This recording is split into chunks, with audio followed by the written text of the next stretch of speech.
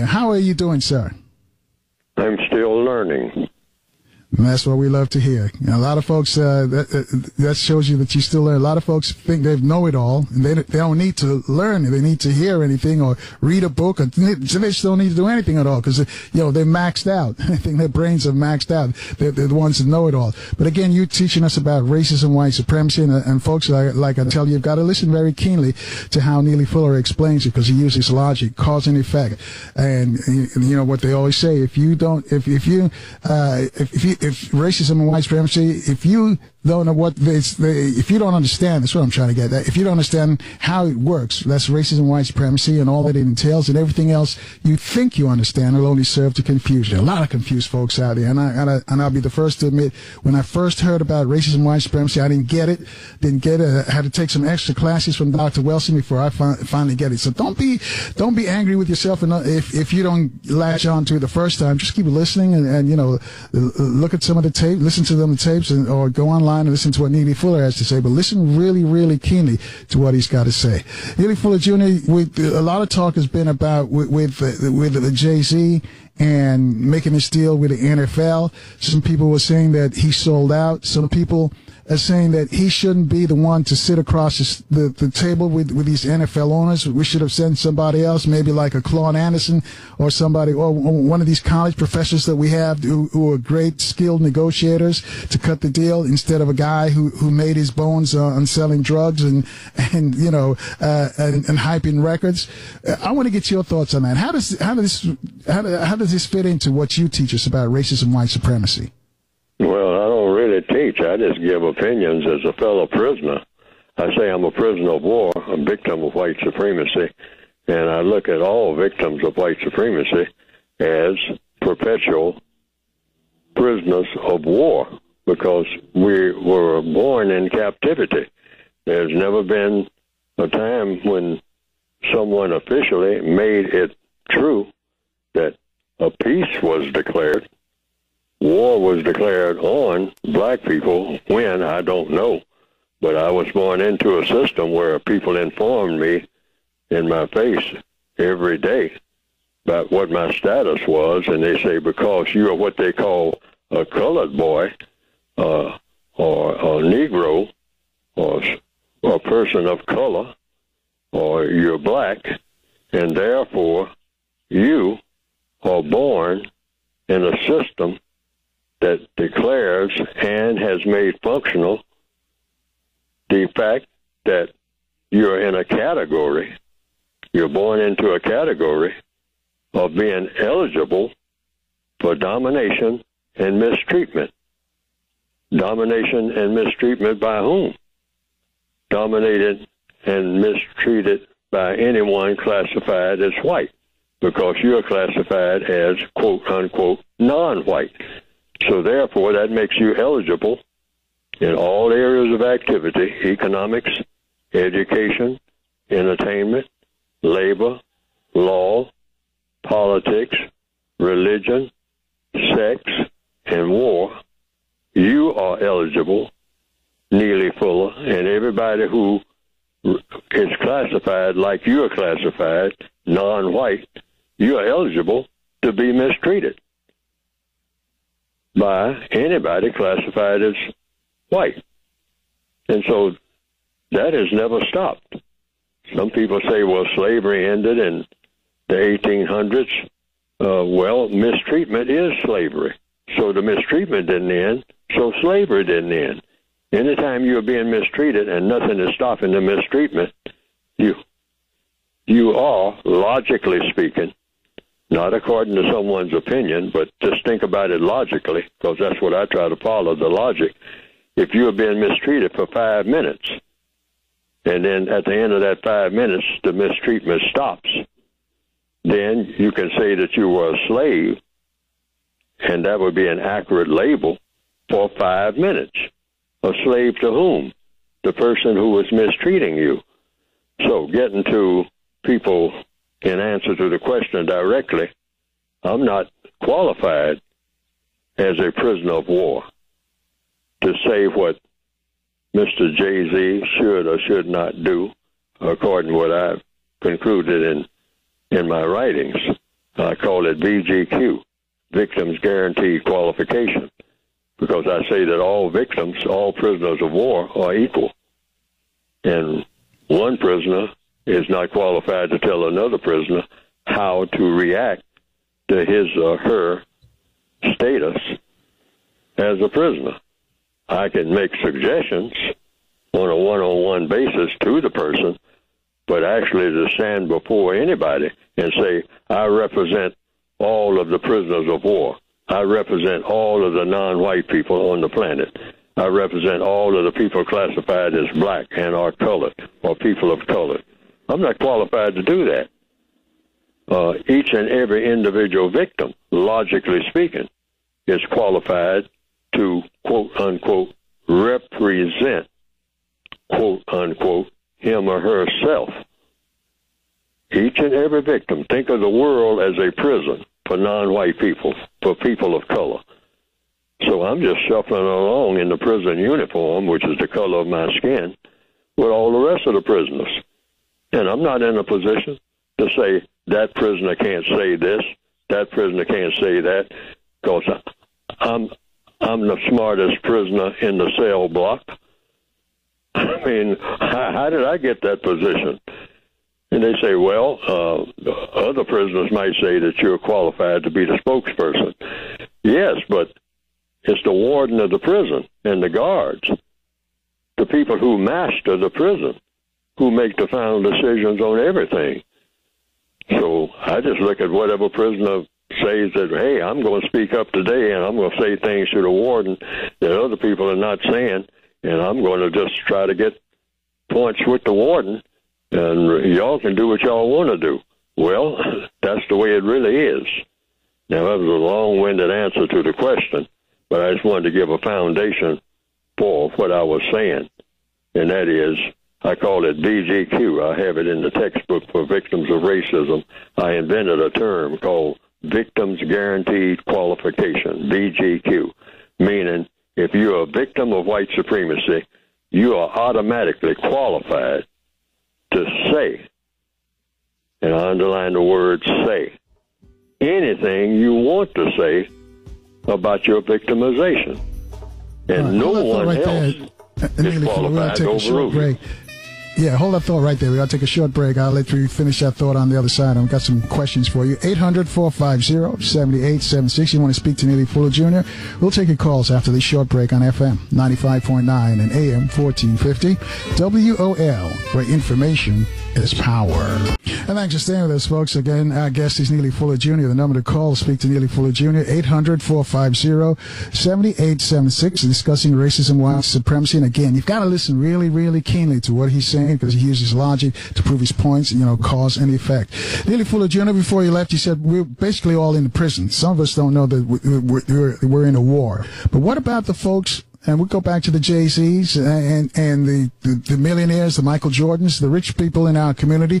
Are they also in prison as well, or where do they rank in this? Yes, according to logic, and I always say follow the logic. Don't follow Neely Fuller, and don't follow anybody if you can avoid it, and try to follow the logic.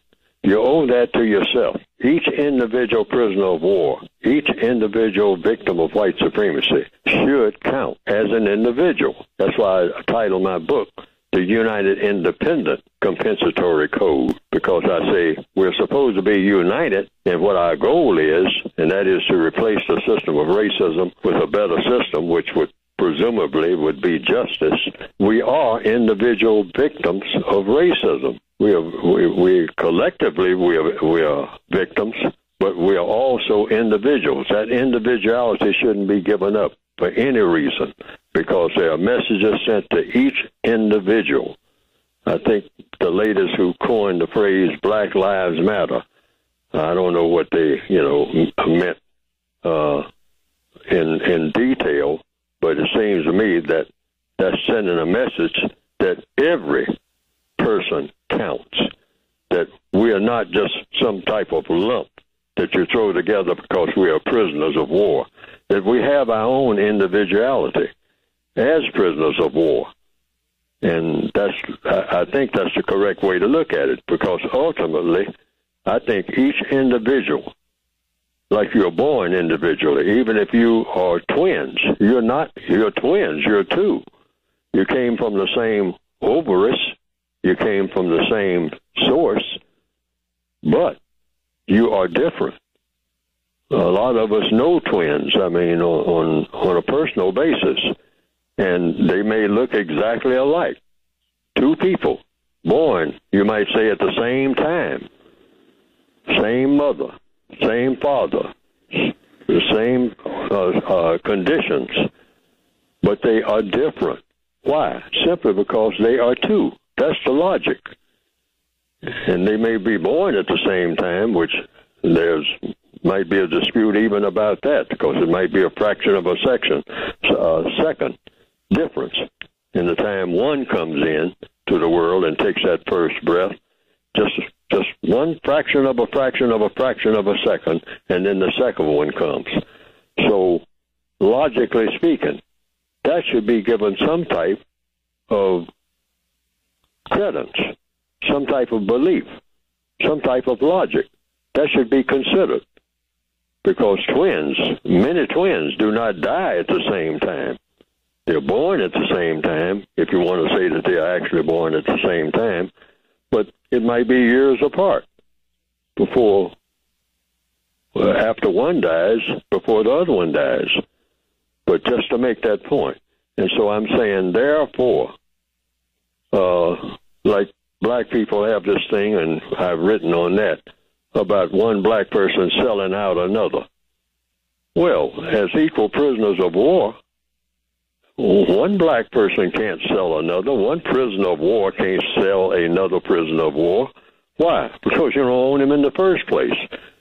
And we learned that in slavery. I can't sell, if I'm a slave on a plantation, I can't sell another slave. They say, well, what we mean by that, that's just a cliche saying that you went and told the master, you ratted out, someone there, your fellow slave, or you snitched, you carried messages and all like that. Yeah, I can do all of that. But I haven't sold anything, because it's the master who makes the decision about what's going to happen to everybody on that plantation who's black. That's where the decision is made, not some other slave. The master would be giving up his position as being master. If he says, I'm going to let a slave make the final decision, one of my slaves make the final decision on what's going to happen around here involving another slave, that's not logical. So you always look on jobs, even in 2019, on jobs and everything else. You want to know who's really in charge. Because ultimately, even though you might go through 15, 20, 35, 200 black people and argue with them back and forth, the final decision is going to be made by somebody white. That's what white supremacy means. So you might as well start at the top. Like the character in the movie Shawshank Redemption. One prisoner who was white, but he was white under the tutorship or under the imprisonment of another white man. And so the main character in the movie, focused on one thing. I'm not, I have to deal with the rest of these prisoners, but they're not the final decision on nothing. I'm going to get close to the warden. If your enemy's close, your friend's close, rather, like in Godfather, and your enemy's even closer. So in the movie Shawshank Redemption, what was the lesson there? Hey, the other prisoners beat me up, other prisoners like me, other prisoners don't like me, other prisoners will sell me out, other prisoners will snitch on me. Oh, yeah, that goes with the territory of being a prisoner. This is what happens in a prison. You don't ever be alarmed about that, because that goes with the territory. But what you want to know is, what is your status with the warden? Always, because that will determine what's really going to happen to you. If the warden doesn't want you touched, you're not going to be touched. Because the warden says, hey, this is my favorite prisoner. And so anytime you touch him or her, you're going to be in trouble with me. Now, everybody in prison understands that. and they will give that great regard. Why? Because as a prisoner, you don't want to be in trouble with the warden. Because the warden is what? The warden. The plantation master. The slave owner. The white supremacists of 2019. They are the people who make the final decisions on every black person breathing on this planet. And that's what you call white supremacy. Let me interrupt you and ask you this then. So the Jay-Z's, the Michael Jordans, the people, the Oprahs, the people who have money in our community, they have been favored by the warden, so to speak? That's why they're in that elevated class financially? The answer, yes. But all black people who are breathing have been favored by the warden. Because you wouldn't be breathing if the warden, they kill black people that they want dead. The white supremacists, we talk about it all the time in newspapers, at meetings and whatnot. Well, another black person was gunned down and whatnot. Oh, we got to get back in the streets and we got to demonstrate. Well, we are in a prison. We are prisoners of war.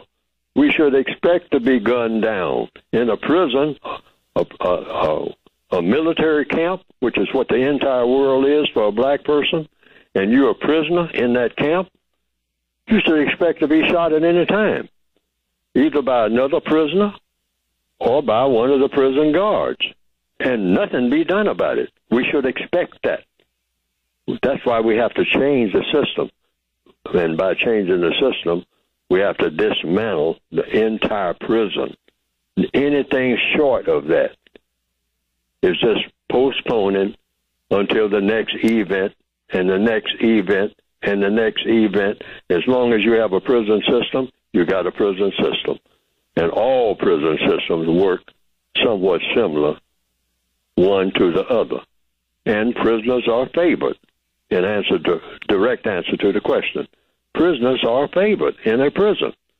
On a slave ship, which is a prison, you had people like in the movie Roots. The captain says, bring up one of those boys, one of those girls from down below, and send me a belly warmer. That's what they call the females. And send her to me, to my cabin. And you know what a slave probably looks like. I mean, probably the condition of a slave, down there chained together with other slaves for months.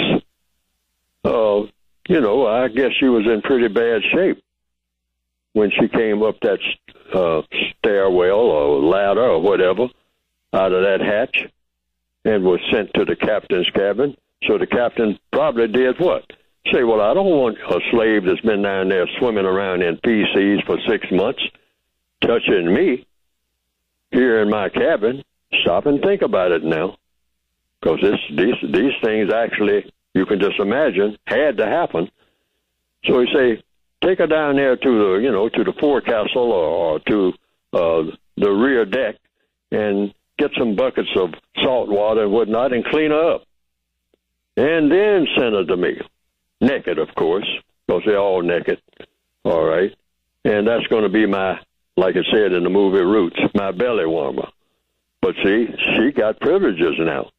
You say, well, she's kind of scrawny and whatnot. We haven't been feeding her too well, so see to it she's well fed for you, bring her to my cabin and whatnot. But clean her up and keep her for a couple of weeks down there. Get her in good shape, and for the rest of the voyage, that'll be something that I will have for my pleasure. And I'm quite sure that plenty of that happened on many a ship. I mean, and so that little segment that was shown in the movie Roots, I think that was just, but I'm just talking about the logic. The logic. Hold that thought right there. Some slaves doing better than others. Right, we got to take a short break here, and Halim in Richmond, Virginia wants to speak to you. You too can join our conversation, 800-450-7876, and speak to Neely Ford Jr. We'll take your calls after this short break on FM 95.9 and AM 1450, WOL, where information is power. And Thanks for staying with us, folks. Our guest, Neely Fuller Jr., you've heard him before. He talks about racism, white supremacy. His book is called, the short title is called The Code. He'll give you the full title before he leaves. Number to call to speak to him is 800-450-7876. As I mentioned before we left for the break, Halim has been waiting for us calling from Richmond, Virginia. Halim, you're on with Neely Fuller Jr. Good evening. Assalamu alaikum to you, Carl, and your audience. It's time for full exposure of all rude cops and male participants who... Halim, can you get closer to that phone? Because it sounds like you're in an echo chamber. Can you get real close to that phone? Yes, sir. Can you hear me any better? I can hear. Yes. Okay. All we're saying is that there should be full exposure to all of those road cops and bad participants who have killed our people, meaning that they should be listed on the website. They should be listed where their families live, phone numbers, all that should be public information, letting it fall wherever it falls. We should have full exposure and identity to those who insult us, do harm to our women and our babies and our children, rather than allow them to go to court. For instance, now the policeman who choked Erdogan out, I don't know who they are, but it should be made public where they live. And whoever amongst us, whoever in the universe that want to pick it up should pick it up. It's that time now. Right. Let's give Neely Fuller a chance to respond to that. Neely Fuller, thank you, Halim. Thank you for your call, reaching out to us from Richmond. He's saying basically we should, since we were in a prisoner war, Neely Fuller Jr., explain how what Halim is saying is practical. Well, information is power, and so you want information about anybody. According to what I've written, I just simply say, anytime anyone kills someone anywhere on the planet, instantly, particularly in this day and age, everybody on the planet should know two things: who did it and why. 1, 2. Who did it? That's anybody killing anybody. Who did it and why?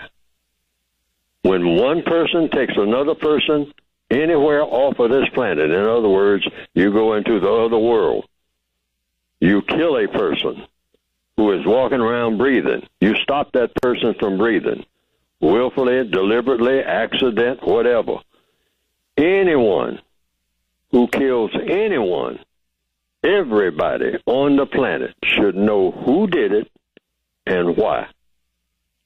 So to that extent, if I understand what the gentleman recommended when he, by his call and by his suggestion, I'm just saying what I have written as a suggestion, that there should be no one that leaves this planet by the hand of someone else.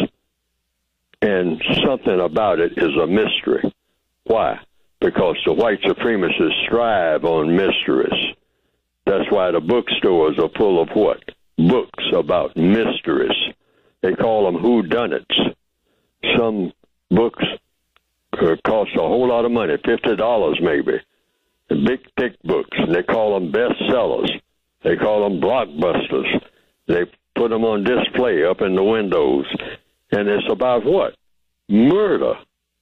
They call them murder mysteries. As far back as I can remember, used to have magazines called Murder Mystery Series, all types of TV programs. Murder in the attic, the body in the trunk, the headless corpse.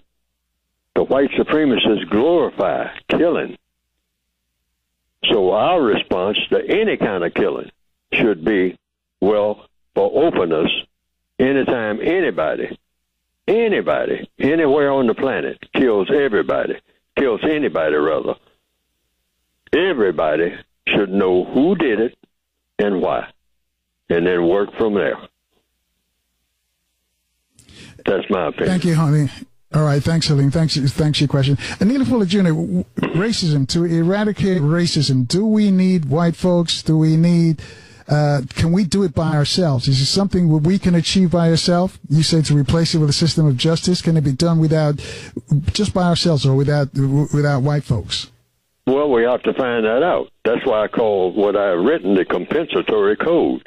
We make up what's missing, and what are the laws of compensation, at least according to what I've written, and that is ask for what should be given, which is what we do when we march and demonstrate and all like that, or when we go to legislators, when we make phone calls, when we go and apply for a job. We are asking for what should be given as prisoners of war. All right? First of all, ask not to be a prisoner. Well, good luck with that. But they haven't given an inch on that. Okay? But they'll say within our prison system, we will give you some benefits. All right? Maybe. Some will get more benefits than others. Going back to the first part of what we talked about before. But that's the procedure. Number one, ask for what should be given. That's number one. That's what I've written in the textbook. Number two, accept what is granted. You know, we're just in an asking position. Asking and begging. That's the position prisoners of war are in. We can't demand anything. Why? We don't have the muscle. That's why. You got to have muscle to demand anything. So you ask for what should be given. That's number one.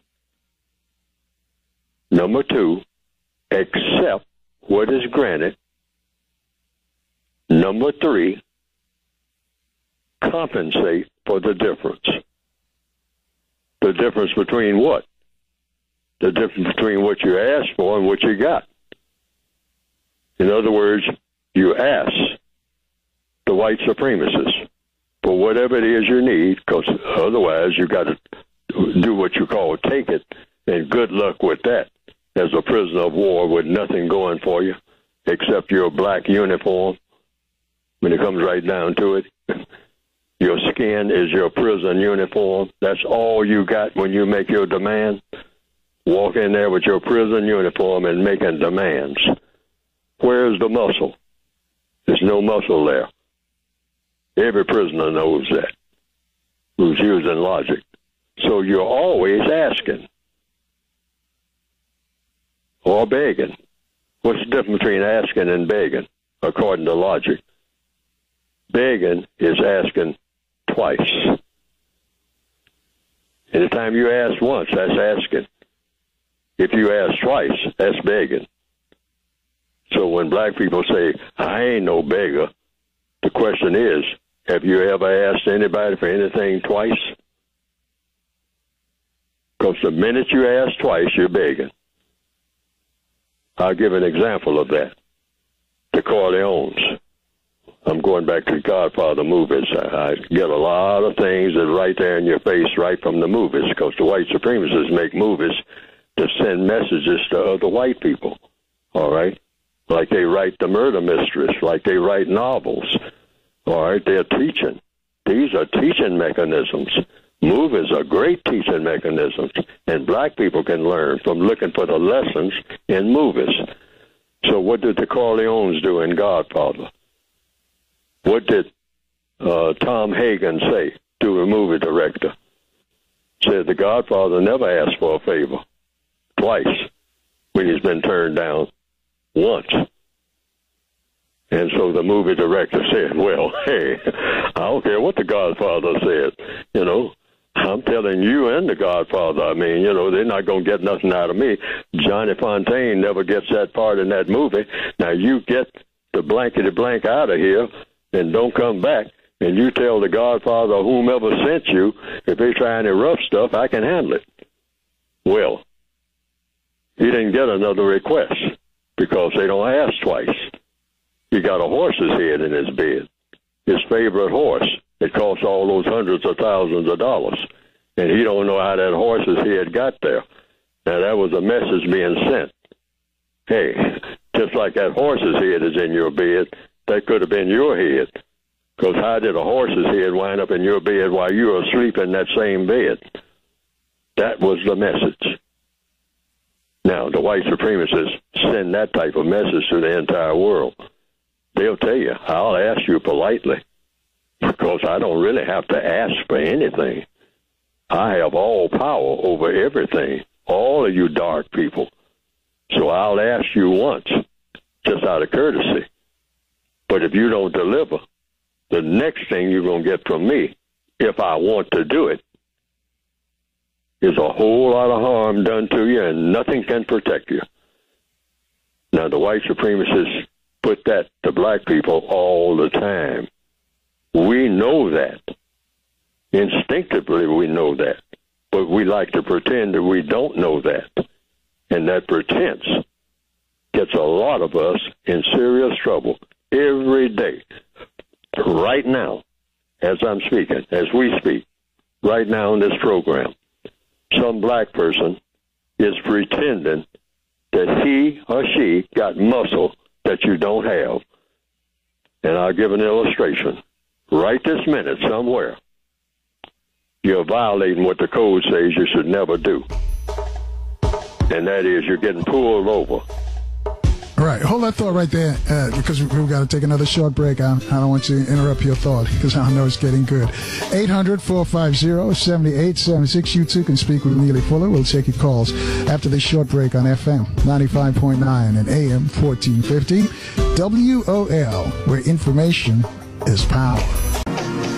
Thank you for staying with us, folks. Our guest is Neely Fuller Jr. We'll get back to Neely in a second. Let me just remind you, coming up next week, you're going to hear from the man with the plan. That's how we like to call him. Dr. Claude Anderson says he wants to have a come to Jesus movement with the community. Also, the Mooney Twins, the new alumnus, conscious comedians, now they're trying to help bridge the wealth gap with the community as well. Also, Dr. Jerome E. Fox, Addicted to White. He says there are 5 core white values that many of us are addicted to, which give tacit acceptance of white domination. So you want to hear that. Also, tomorrow is going to be Open Phone Friday. That means if you didn't get a chance to call in this week or previous weeks, reach out to us at 800-450-7876. We'll take your calls right here on FM 95.9 and AM 1450. WOL. So let's go back to Neely Fuller Jr. So Neely Fuller Jr., I'm going to let you finish your thought and also tell us, what does this mean for us then for reparations? How do we go about asking, getting, or requesting reparations? Well, we just ask. We just ask, and we should be very, very surgical and very methodical and very logical about asking for what we call a repair job. That's what reparations, that means repairing. It means, I call it compensation for damages done, but it means the same thing basically in all 9 areas of activity. And so how much damage was done? Over what period of time? For prisoners of war, and I always say prisoners of war, people say reparations for what? Reparations for slavery? Okay, it's reparations for slavery. When did slavery end? And the answer is, according to what I've written, and according to logic, and according to the evidence, it didn't. It just changed its form. The slaves weren't freed, and like, I'm trying to think of the person's name back in the Congress of Racial Equality, the head of that at that time. I can't quite Roy think Innis? of it. Hello? Was it Roy Innis? Say that again? Roy Innis? No, before him. Okay. The person that started the Congress of Racial Equality. I can't think of his name right now, but he was asked about slavery, and he said the slaves weren't freed; they were fired. Okay, and I thought about that, and for years I was saying the slaves weren't freed or fired. After several years of really thinking about it and really agreeing with it, and I thought that was an excellent response. But looking around at the time, by the 1970s and 80s, and we were still arguing about, black and white and the school systems and the jobs and all that, I said, this is just a continuation of the same thing. It's just in another form. So then I came to the conclusion the slaves weren't freed or fired. We were transferred. and then thinking of it in that ballpark, you might say, of thinking, but that's exactly what has happened. See, you either have something in place or you don't. Just modifying it is still the same system, but but you know, everything has been modified. Everybody in the world is a little better off, I would say, from the modern conveniences and whatnot that have been passed around over the years, is better off than, say, people were 900 or 1,000 or 2,000 years ago. The average person is better off. But that doesn't say the average person is where that person ought to be. And it's the same way with a prison system or a slave system or any system. Is the person the way that a person in a position that the person ought to be in when the person comes into the world with everything that's available in the world? That's every person. Is that person, each and every person, in the position they should be in? Yes or no? And the answer is no for non-white people, particularly right out of the gate. If you're talking about racism, should you be subject to racism in any kind of way? Are you a slave? That's the question. Are we still slaves to the system of white supremacy? Yes or no? And the answer is yes. And they say, well, slave is that's kind of a rough word. Say, yeah, we're subject to racism and we are harmed by racism, but you can't say that you're a slave to racism. And I just said it. And it fits all of the qualifications, because slavery means what? Like I said earlier, slavery means being mistreated, and you don't know how to stop the mistreatment. So one person who is mistreated, I'm going to repeat this again, stop and think about it logically, who is being mistreated for 5 minutes and didn't know what to do about it or couldn't stop it for that 5 minutes. For 5 minutes, that person was a slave. So if we're subject to white supremacy, and white supremacy is illegitimate, which it is, I mean, many white people agree with that nowadays. I mean, they're saying it all on television and whatnot. White supremacy, you know, hey, don't be a white supremacist. Don't get that label on you, because you're a real gangster if you're a white supremacist and all like that. Why? Because you mistreat people. So therefore, are black people still subject to white supremacy? Some black people say no. But I'm saying yes, in all 9 areas of activity, 24/7, if you're on the planet Earth. And if you're being mistreated, what do you call that mistreatment? Can you call black people prisoners of that mistreatment, victims of white supremacy? The answer is yes, that fits.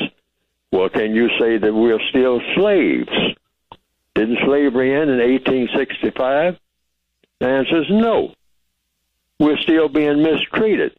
So anytime you're being mistreated based on color, an illegitimate standard for mistreating someone, or not that there's a standard for mistreatment at all, other than mistreatment itself. That's the standard. So, yes, we're still under the system of white supremacy. It's a system designed to mistreat non-white people, and so we're still slaves.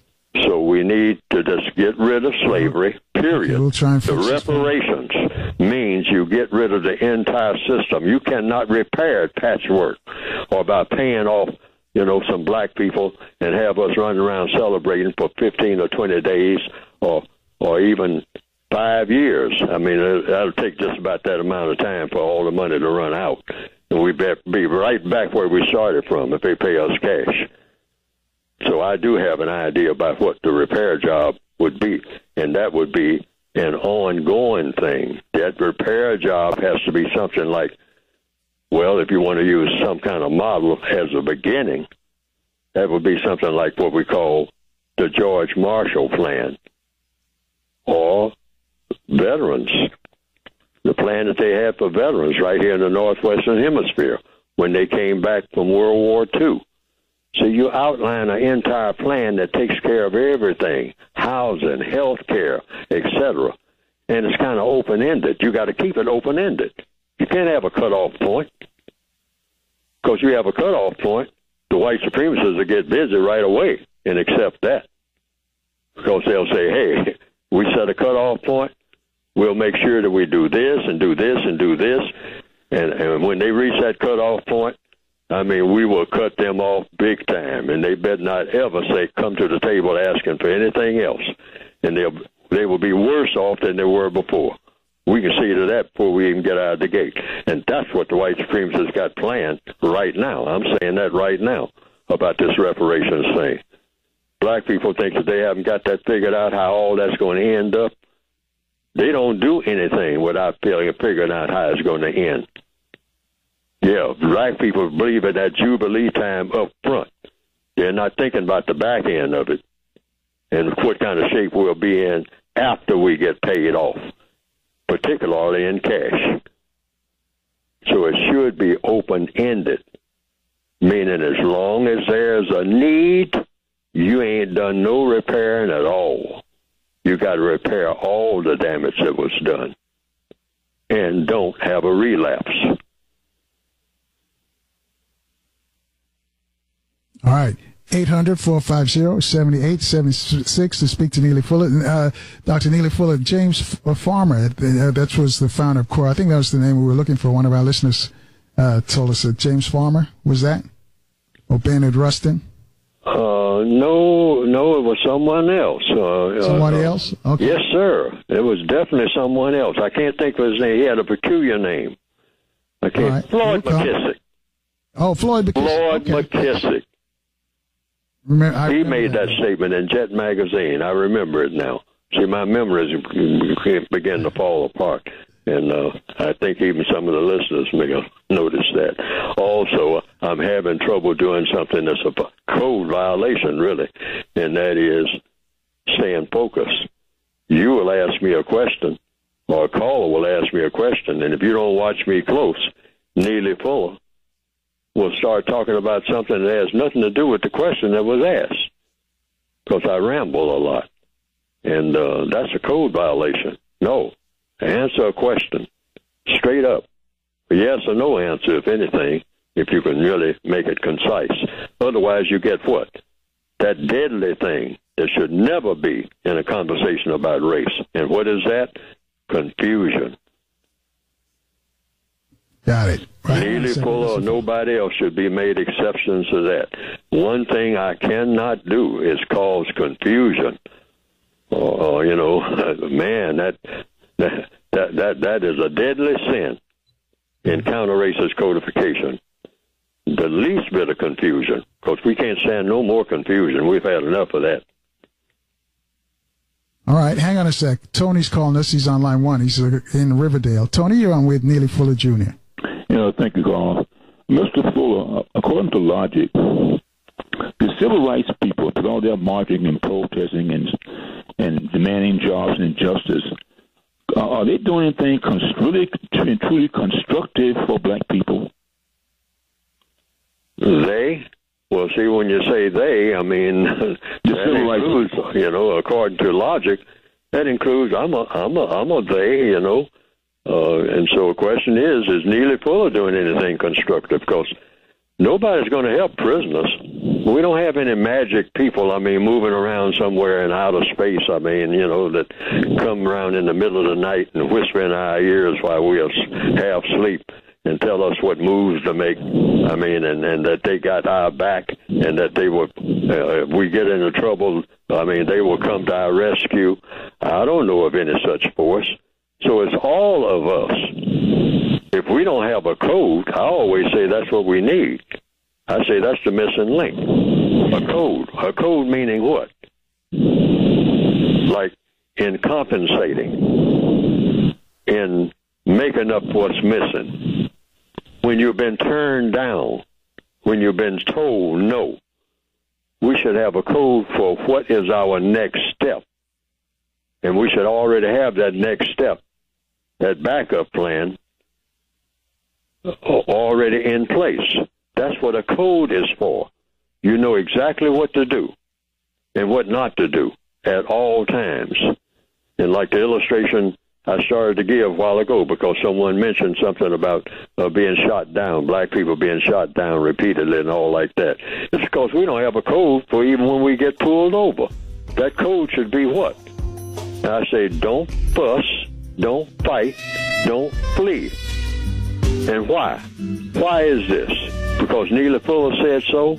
Absolutely not. It's because the record shows, and we should go by the record, it doesn't work. That's all right, hold that thought right there. We got to take a short break. Neely Fuller, we got to hold. Tony, stay with us because we're closing on the top of the hour right here on FM 95.9 and AM 1450 WOL, where information is power. Thank you for staying with us, folks. 6 o'clock straight up on the East Coast. Our guest is Neely Fuller Jr. We're discussing racism, white supremacy. You know, what he says, if you don't understand how it works and everything that it entails, and everything you think you understand will only serve to confuse you. And a lot of confused people out there. You got to listen real keenly because Neely uses logic, cause and effect to explain racism, white supremacy. So the short title of his book is called The Code. And he basically says we need a code to react in unison whenever one of us is attacked or whatever. We need to act on one accord, and that's a code. He says the other folks have a code when dealing with us, whether they're here or in Europe or New Zealand, wherever. They have a code when it comes to dealing with black folks. We just don't have a code. And basically, he was teaching us why we should get a code. So, Neely, I'm going to let you finish your response to Tony in Riverdale. And, Tony, if you have a follow-up, you can pose it after Neely's finished. Yeah, you're on. I'm going to let you finish your thought, your response to Tony. Yes, those three things. Don't fuss. I call it the 3 Fs. When you get pulled over, for example, badge and gun there, flashlight in your eyes, you get out of the car, or you're still in the car, and they say, and they start pulling on your arm, for example, and you pull back. You pull back. Don't fuss, don't fight, don't flee. Remember, don't fuss, don't fight, don't flee. Remember, don't fuss, don't fight, don't flee. Now, a lot of black people, particularly black males and some black females, say, oh, no, I'm going to stand up for my rights. Stop and remember, you're a prisoner of war. Look at your surroundings. Look at your status. Look at the status of all the prisoners that have gone before you. Many of them dead, all right, on highways and in all kinds of circumstances, on streets in broad daylight, as recent as, this millennia, all right? Look at the record, and you are pulling back like you're going to be some kind of novel exception to the rule of what's going to happen. We need to learn something. We're always talking about studying black history. We have Black History Month. Don't fuss, don't fight, don't flee. We need a code. Why? Because a code is about dealing with reality, not with what we think ought to be, but how everything really is. You're a prisoner of war, and you're going to pull back from a race soldier. You're going to pull back, and you are in their prison. Where do you think you're going when you pull back? You get your arm free from that person, and that person says, get out of the car. And you say, I ain't getting out of the car. Yes, you are, one way or another. You already know that. So what is all this drama about? And then some of us got this MF thing. We still think we're dealing with other black people. See, we can get away with that in the prison yard. Man, I don't have to take nothing off of you. I got something for you. I'll whoop you. Yeah, the white supremacists let you do that to another prisoner. All right? But when the prison guards come around, it's a different story altogether. You are in their walls. You get fed by them, clothed by them, health care by them. You are in their world. You don't have any say-so in it at all, zero. You think you got some type of magic people somewhere that's going to back you up? They don't exist. None. Zero. So you pull back out there on that highway. When this person that you suspect may be a racist, and you think you got something for them, well, you're going to have to prove that not only for that one, you're going to have to prove that against a whole army. You may be able to make a little showing right there, which is rare, right there at that spot at that moment. But when that whole army comes after you and you're running, with traditionally the Negro running from a whole bunch of dogs and helicopters and screaming and yelling, talking about his rights, and every type of firearm you can name, bullets whizzing by his shirt tail as he runs through the woods. How many times that scene has been played over and over and over and over and over again, down through the whole history of the world. Running Negro, dogs barking in the night, flashlights, tracer bullets whizzing past his head and past his shirt tail. And he's running eyes buck, trying to find something to step on, and he can never find enough land to run on, no matter how far fast he runs, to get away from the white supremacists over and over again, winding up being a bloody corpse.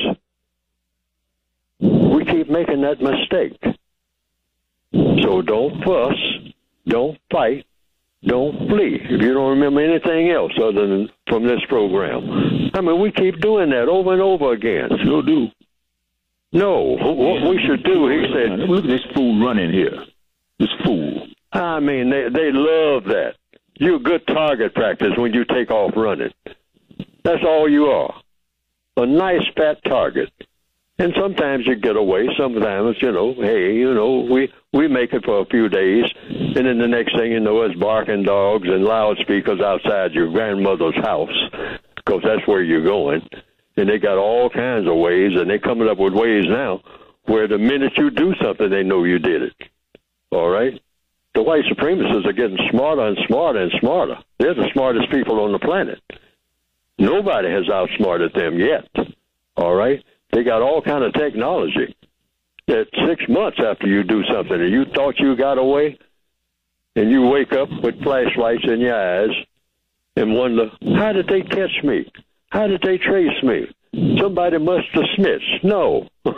You left all kind of evidence, but you didn't notice you left evidence, because they know how to trace every hair on your head. I mean, they know things that sometimes they don't even reveal, because they do that for purposes of big-time wars where they're going to be dealing with people on, millions of armies and whatnot, millions of people in armies, by the way. And so they save a lot of their information for those occasions. But just chasing some black person down a highway, that's a piece of cake. And that black person says, I know some magic formula that ain't going to never catch me. Oh, yeah. Well, how many black people are locked up behind that kind of philosophy? Or dead? All right. Tony, you have a follow-up question? Yes. Mr. Fuller, what do you think about the Nation of Islam and Mr. Louis Farrakhan? Do you think they have some answers for some of our problems? I'm going to say what I've always said, according to the code, to a question like that. He said what he said, and he's doing what he's doing. That's when you ask me anybody, and I recommend that be your answer, be everybody, every black person's answer. When you ask about what another black person is doing about racism, your answer should always be, that's why I say we need a code. And it's a reason for this, a logical reason. He is doing what he is doing. The first time somebody asked me that very question that you just asked, that was my response. He's doing what he's doing. And then the person had a follow-up question. Well, yeah, Fuller, yeah, I know he's doing what he's doing, but, and he said what he said, but what do you think about what he said the other day? I said, I think that he said what he said. And this is how you respond, particularly when a white person puts a mic in front of you and asks you about any black person who, anywhere doing anything that deals with the so-called quote-unquote race problem. According to the code, your response every black person's response should be the same. He did what he did, or he said what he said. And if they want you to elaborate, no elaboration. That's your final statement. That's what I mean by a code. And there's a reason for this. If you say anything else, usually, if you check it out, it doesn't do anything to help black people's position at all.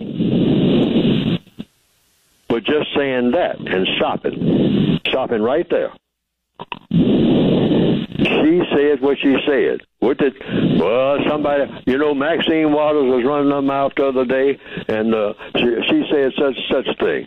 And some white person is asking you, sticking a mic in front of you and asking you, what do you have to say about what that Congress lady said the other day, that Maxine Waters, who's always got some comment on this, that, and other. I'm just giving this as an illustration. And you say, she said what she said, even if you haven't even heard what she said. You just simply say, she said what she said. Now, that's sending all kind of messages when you just say that alone. She said what she said, meaning I don't own, you're saying that to that person that's asking you that question. I don't own, I'm not the owner. I'm not the dictator. I'm not the boss of Congress Lady Maxine Waters. Now, you're coming to me, giving me a message that she said whatever she said, which means you are familiar with the message that she said. So all I'm doing is just saying she said, as a fellow prisoner, she said what she said. With us, folks, our guest is Neely Fuller Jr., and you got to listen closely to what he's saying. He's telling us about racism, white supremacy. He says we need a code. Number to call to speak to Neely Fuller Jr., 800-450-7876. Thank you, Tony Combs from Riverdale. Let's go out to Cleveland now on line 3. Nate's waiting for us. Nate, you're on with Neely Fuller. Good evening, gentlemen. How you doing, Mr. Fuller? I got a question that I want your opinion on, sir. One of the things I think that we need to do as a group of individuals, black people, I think we need to work on a lobby to get laws changed. Send a lobbyist to Congress to get laws changed, understanding that that's going to take money. The thing about it is that we are in a world community now. You have, I'm sure you have sat at the table with people of means, either knowledge or wealth, and those people also have that. It is to the betterment of the world. We are treated equal and be able to play in this world economy.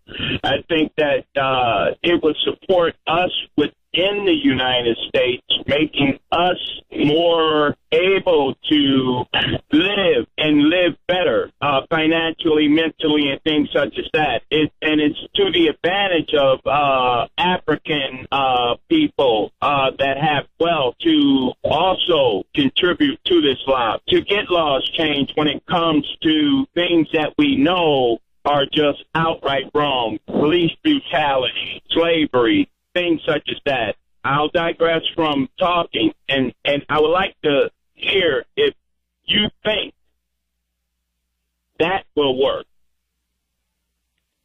Now, thanks, Nate. If I understand the question, do I think that sending people to Congress in the form of something called a lobby, L-O-B-B-Y?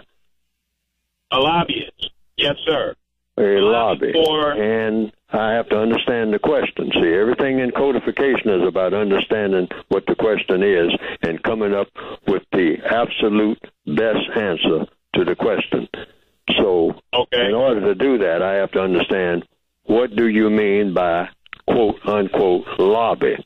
Words are important. Yes, sir. That's the codified procedure. Yes, sir. Say, for instance, our collective mindset, such as yours and the people that you talk to, when you pay a lobbyist to go and lobby Congress to get things changed, as you know, You have to pay that person. So, but they already have the actual agenda set prior to going to Congress and the Senate to get this changed. Now, we know it's going to take money. And that's where I say we are now in a world community where it is to the betterment of every black person or brown person on earth that laws be changed within the United States that make it better for us as people to live and prosper under the United States flag.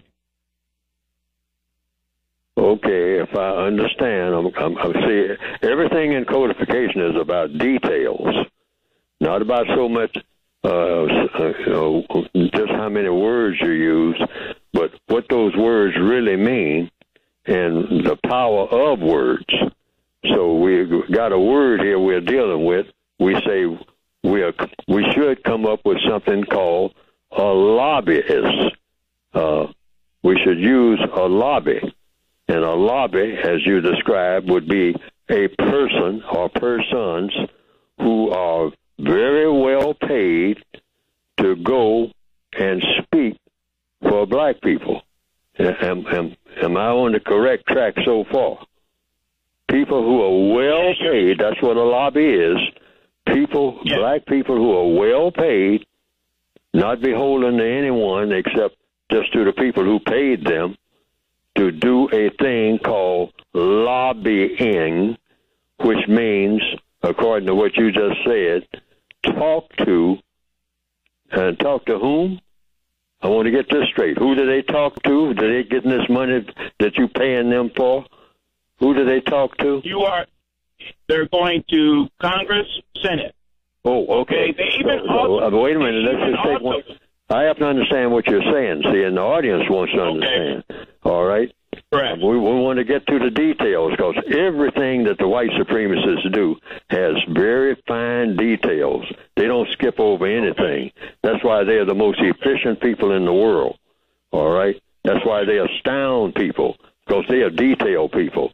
They don't throw words around loosely. And so when we say our solution is to have a lobby, which means a person. A lobby would be nothing but a person, not a place, and that person is well paid to go and talk to, and I asked you to talk to whom, and you say to a congressperson. Is that correct? Congress, Senate, and also you might be able to Congress, Senate, and who else? Who is the third people they talk to? And the possibility, if you have a strong enough person working your end, you might even get a seat with the president. Wait a minute. Let me get this straight now. See, because we have to understand questions in order to answer the questions in a logical manner. Everything in codification is detailed logic. So about how things will work. Because we can't have any effort should ever be made to do something that's not going to work. It's got to work. Otherwise, it's no point in even trying it if you figure out in your theory that, hey, maybe it's not likely to work. So we have to really understand where's the breakthrough. What's different from doing what you are proposing from what's not already being done. Because we don't want to reinvent the wheel. Okay, we need something different. Otherwise, we're going to get the same results we've been getting. So this person who is highly paid would go to a congressperson, a Senate person, and say what? This person is highly paid now to say something. I think they're going to say something. Is that how? What are they going to go when they go? Are they going to go with Luca Brasi or what? I mean, they're going to go and say something. They're just going to go and say something. You said that the person has to be qualified to know how to do what? Talk? Well, of course that, sir. But what I'm saying is, say for instance, when you were talking about the gun violence, and what I was talking about was, the things that we deal with from the police. You understand, and things such as that. We know that when we go after police departments within the cities, it takes a long time for it to happen. Also, the money, they might pay it earlier in some cases when they know they're going to lose anyway. But the thing about it is that we're still dealing with the same thing. We have marches that goes out. I think, the congregation of different movements are great and should happen. I don't think we should lose that. But I think one of the things we need to do is try and get laws put on the books instead of just, trying to run against their law. A lot of the reasons why I think the NRA is so strong is because they spend millions of dollars to have certain laws put on the books to do certain things. I think that we as a collective, and when I say we as a collective, I'm talking world community, need to infiltrate the law book. All right, let's give him a chance to respond. Thank you, Nate.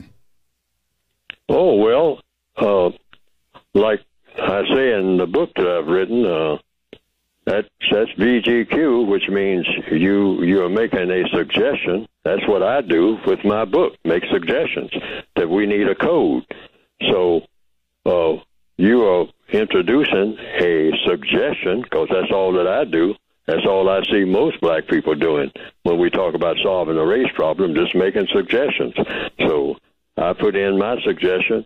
So you just made a suggestion that what we need, the missing thing, the thing that we haven't been doing, is have a lobby, meaning in the form of a person who is well paid to go and talk to congressmen and senators in a special type of way. I guess it would have to be a special type of way, because lots of people talk to Congress people and senators, and nothing changes.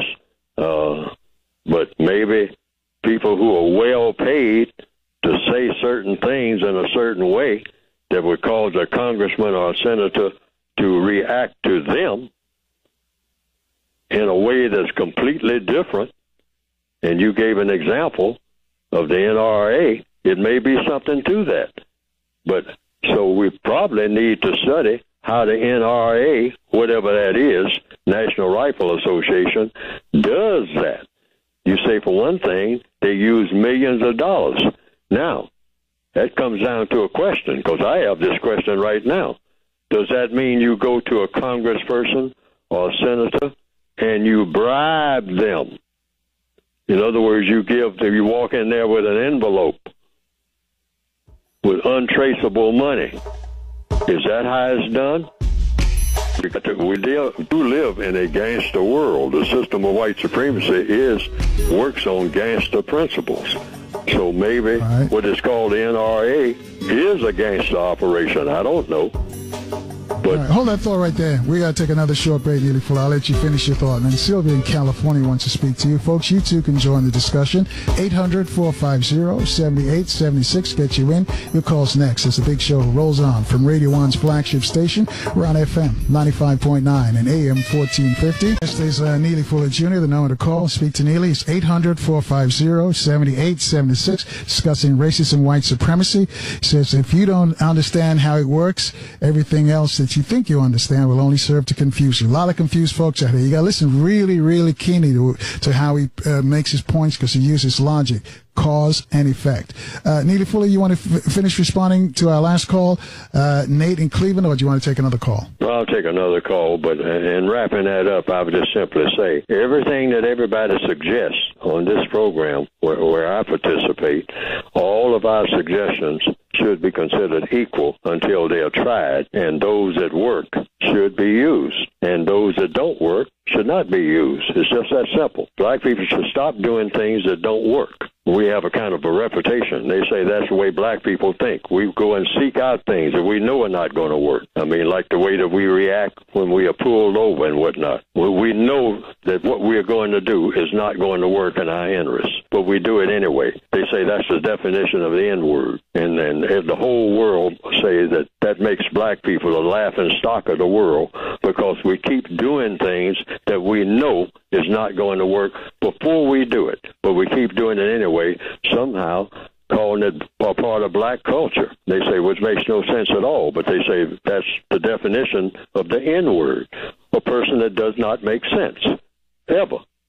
Everything they do, they worship doing things that do not make sense. They worship doing things that do not work. That's the definition of the N-word. It's not just because we're black. It's because we happen to be black, and we do things that make no sense at all, and we know that it's not going to make sense even before we do it, but we do it anyway. And I don't know if that's true or not, but it certainly seems like we keep doing a lot of things that we know are not going to work before we do it. And that getting pulled over and going into all that drama that does not work. Got a long record of not working, but we keep doing it anyway. Now, that needs to be examined. Okay, 800-450-7876. Sylvia, as I mentioned, calling us from California. Sylvia, do you have a question for Neely Fuller Jr.? Yes, I do, and I have something that I'd like to share with you. Thank you, Carl, for taking my call. I'm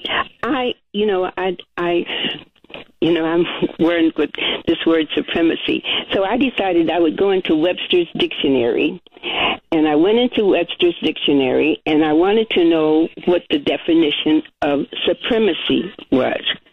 And it told me it meant supreme. And I thought, oh, supremacy means supreme. Well, let me go into supreme and see what supreme tells me. So I went to supreme, and it gave me one definition, and it said God. And I thought, okay, supreme is God. So then I thought, okay, well, the word white, we call it white supremacy. So let me go into Webster's dictionary and see what the word white, what they say about white. And the description of white, Webster's dictionary tells us that is spiritually pure, spotless, innocent, free from evil, harmless, having a light-colored skin, Caucasus, notions of racial superiority, honest, honorable, fair, decent, royalist. Well, so far that takes me off of white supremacy so far, but anyway, so I thought, okay, it says it's also the state of being fair, the state of being fairness and complexion, purity, innocence, highly refined, a member of the Caucasus division of humans. Then it went on to describe, give me the description of the word white as being just. It's a jurist, and it's a Supreme Court. Okay. Then I decided, okay, that still took me off. So I thought, okay, well, let me go and see what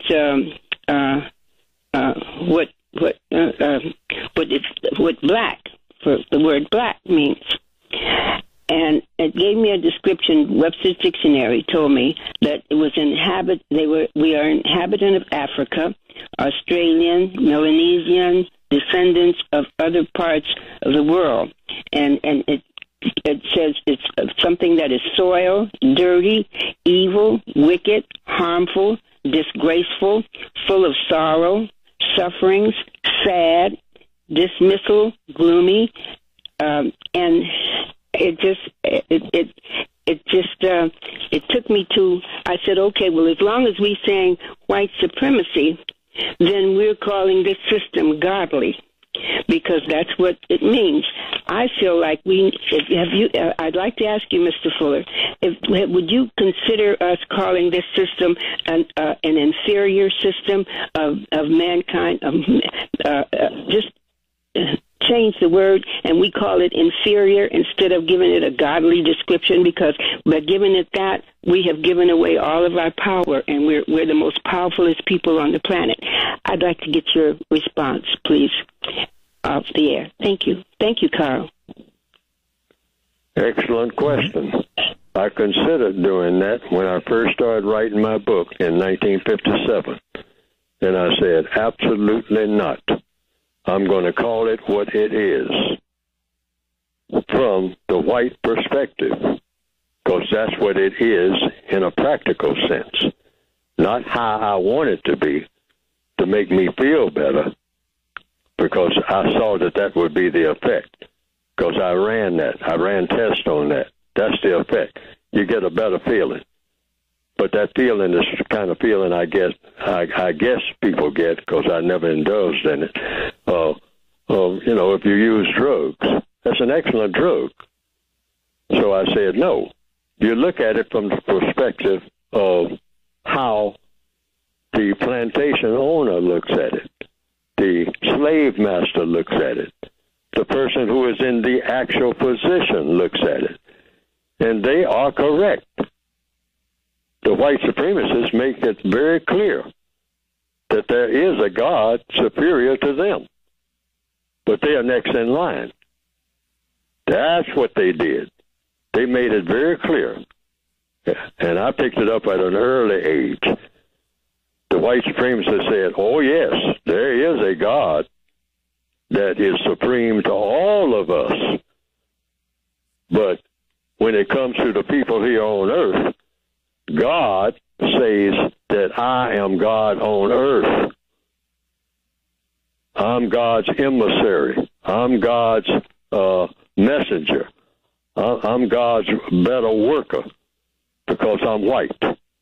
And as such, I am pure.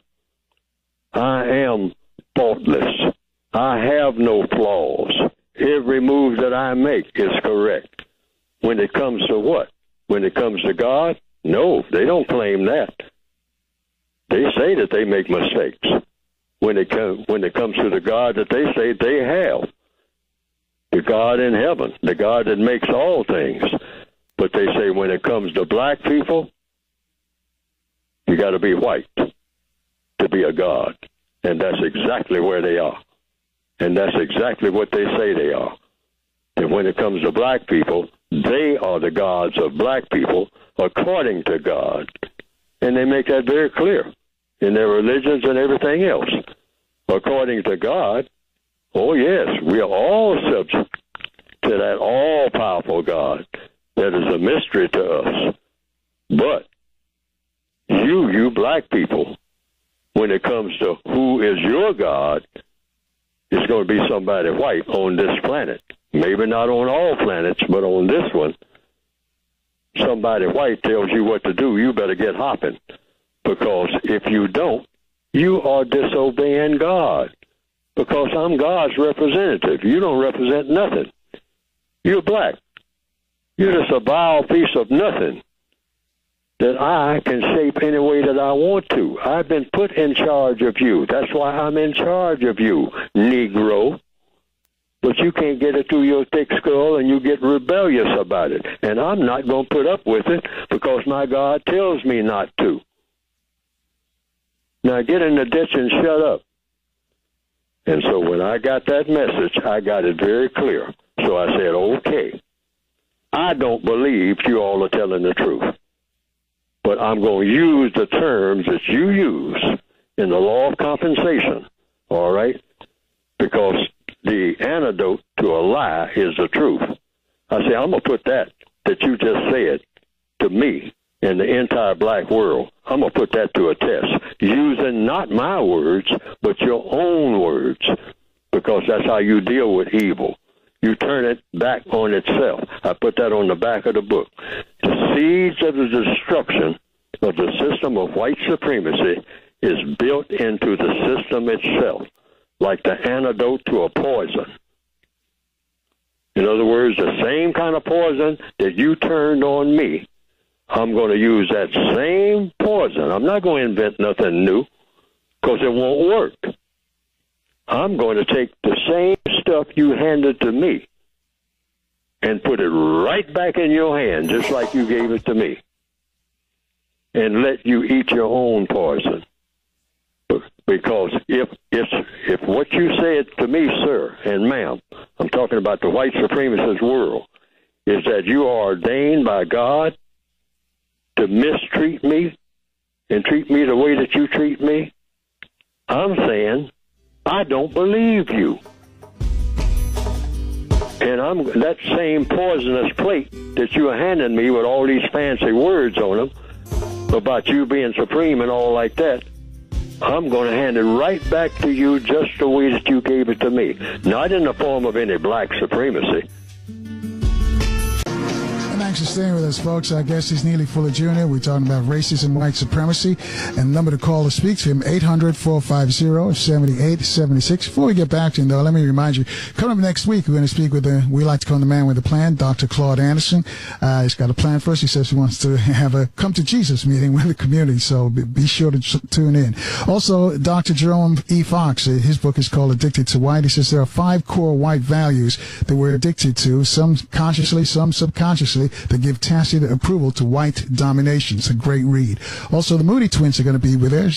Some of you know them as conscious comedians. They used to open for their dad, Paul Mooney, and Dick Gregory. Well, now they're trying to figure out how to close the wealth gap. So if you're in the DMV, tell all your friends to keep their radios locked on FM 95.9 and AM 1450 WOL. Also, I got to remind you that tomorrow's Open Phone Friday. For those of you who didn't get a chance to call in this week or previous weeks, you can join us tomorrow and free your mind. Again, just call us at 800-450-7876. Neely Fuller Jr., before I take another call for you, can you tell folks how to get your book? Because we're always running out of time when folks don't know how to pick up your book. The exact title of it, the short title, and how to pick it up. Well, the short title, the major title is The United Independent Compensatory Code System Concept. Now, that sounds like a lot of complicated words, and they really are, but they are described in the book. Hopefully, the book isn't that complicated to read. I tried to write simple, not as simple as I would have liked to have written it.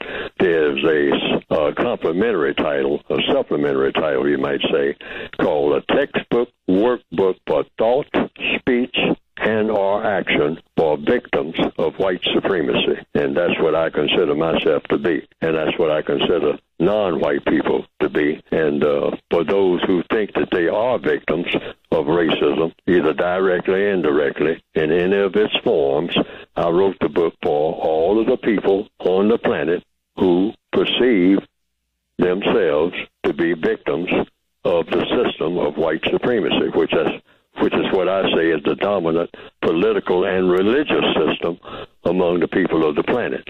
And you can get the book by going to producejustice.com, producejustice.com. And what will come up on the screen is a brief description of what's in the book. And right now, I have also a supplementary, in addition to that volume. It's really the same book.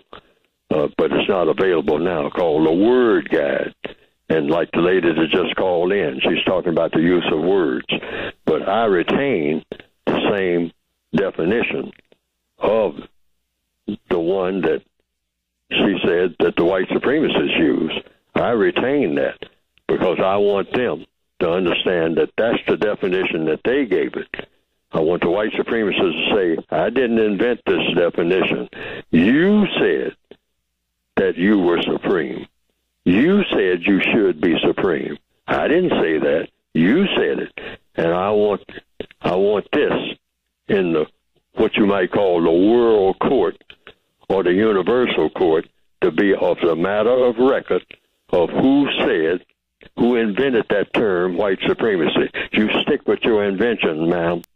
You stick with your invention, sir. I'm talking to the white supremacists of this world now.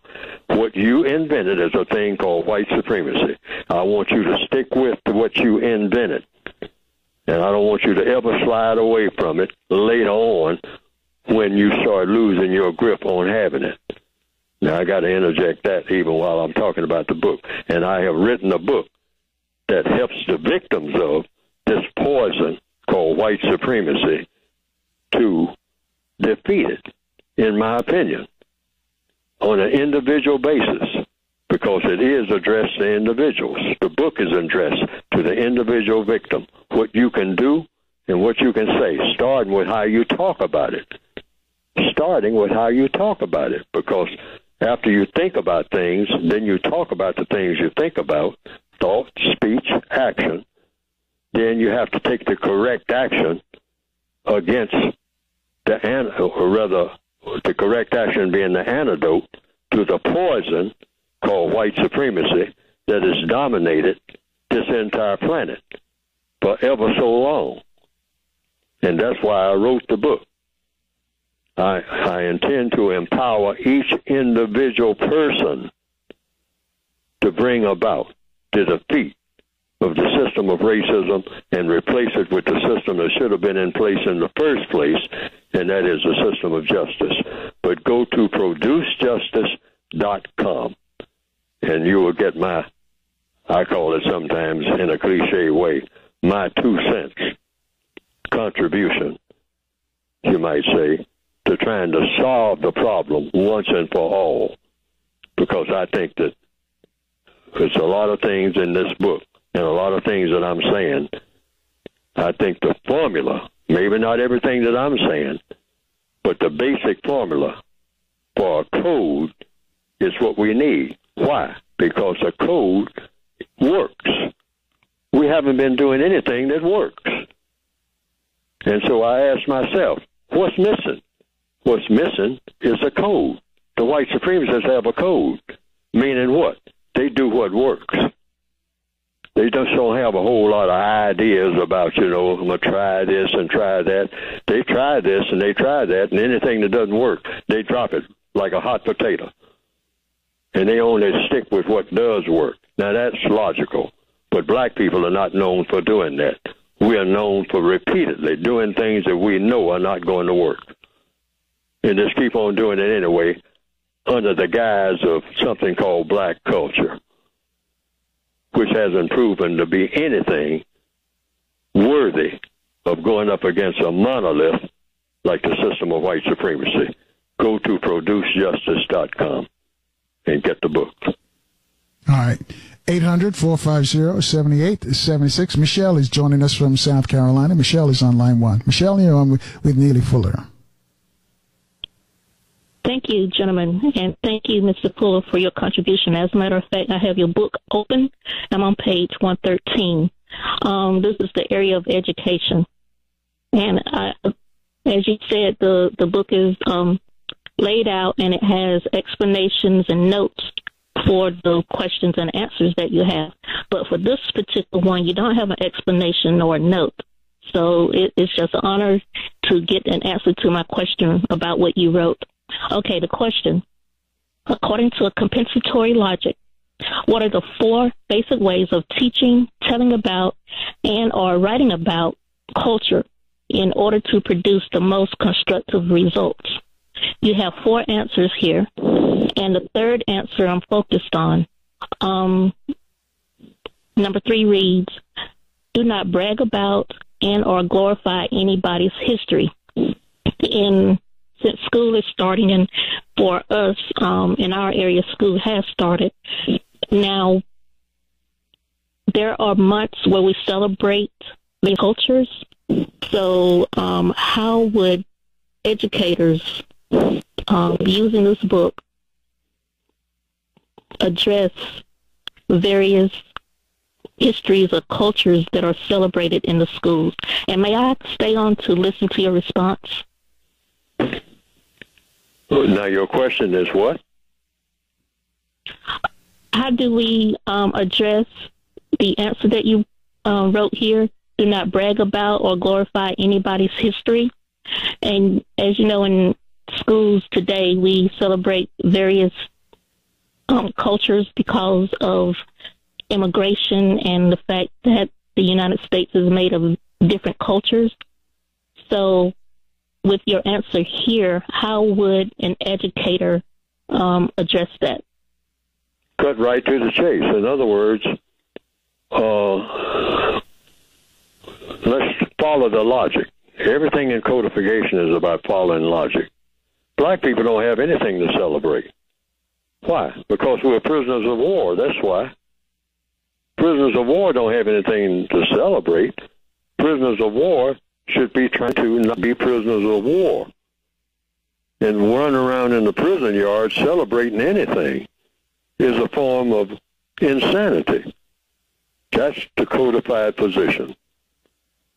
We should stop celebrating anything and make every meeting an education process. Not celebration, education. What's the difference between a celebration and education? Education is about solving problems. All education, that's correct, is about problem solving. 2 words. If you're not solving a problem, you're not really interested in being educated. The purpose for education, see, this is a different way of thinking. See, codification is about being very specific, not just rambling on and on, like I sometimes do. That's a violation. But anytime you say, I'm trying to get an education, you are saying, I'm trying to get a mindset that's designed to solve every problem that I encounter. An educated person is a problem solver. If you are not solving problems, you are not educated. If you have a problem that you can't solve, or you haven't figured out how to solve it, you're not an educated person. So what does the code say? What is an educated person? A person that solves all problems. Which means what? Functionally, for everybody on the planet. No person is educated. See, we start with that premise. That's why I always say at the beginning of every program, I'm still learning. Why? Because I'm supposed to be. Because I'm not a problem solver. Because I have problems. That's why I know I'm not a problem solver. I've solved some problems, but have I solved every problem that comes to me? Every problem that I'm presented with, every minute of the day, in all circumstances? Does Neely Fuller have a solution to that problem? The answer is no. So therefore, I am not educated. See, we got to be rough on ourselves, and we got to be rough in the universe. And when I say rough, I mean being logical. That's rough, because black people are taught to be not logical about anything. We are taught by our slave masters to be emotional about everything, but not able to use logic, which means getting something done that needs doing. If you're going to get something done that needs doing, don't look for a black person. That's the white supremacist philosophy. And keep them that way. Have that black person always talking about how he feels, how she feels. Well, I just don't feel like, I feel like I'm a queen. I feel like I'm a king. That's like prisoners walking around in the cell block talking about they're not in views and prison. Opinions of the following show do not necessarily reflect the views and opinions of News Talk 1450 WOL, Radio 1 Incorporated, or their management.